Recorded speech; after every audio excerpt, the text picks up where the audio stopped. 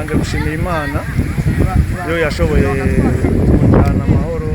d'abord nkabanza nkaronka ijya designation nkagenda nkabifatamo neza nkagaruka amahoro ikintu gikuru cyo gushimira Imana kwanza ko niyo idushoboza twenyene ahandi ho mwarabibonye kumbonesha kure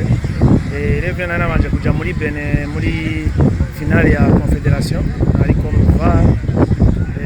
hanyuma nca ndabandanya nja muri Maroc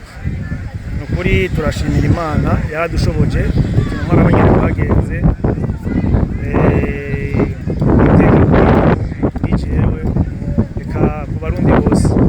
kuri byagenze neza Imana yarabikoze nibaza ko n'amakomantere y'abandi bajournaliste b'ibihugu kuri rya match atakibazo na kimwe no niveau ya technique byose kuri barashima mwakoze. Mbega designation nk'ijya ku bwanyu bisigura ko arbitrage mu Burundi iri rwego rushimishije? Ego urwego runini ya rushimishije kuko d'abord genda nk'umurundi hanyuma nkagenda nk'userukira akarere EAC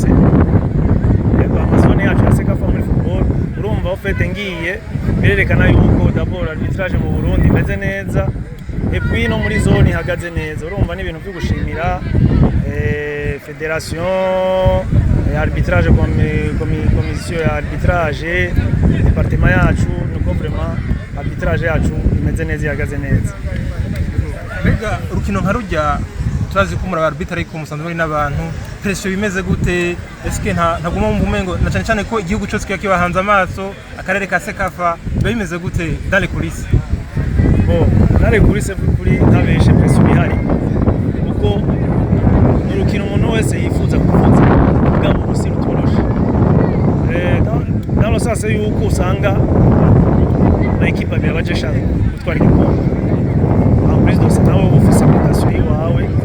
abagukurikirana mu bivyo byose uri tiraye amapression kiyumvira eske bizabugenda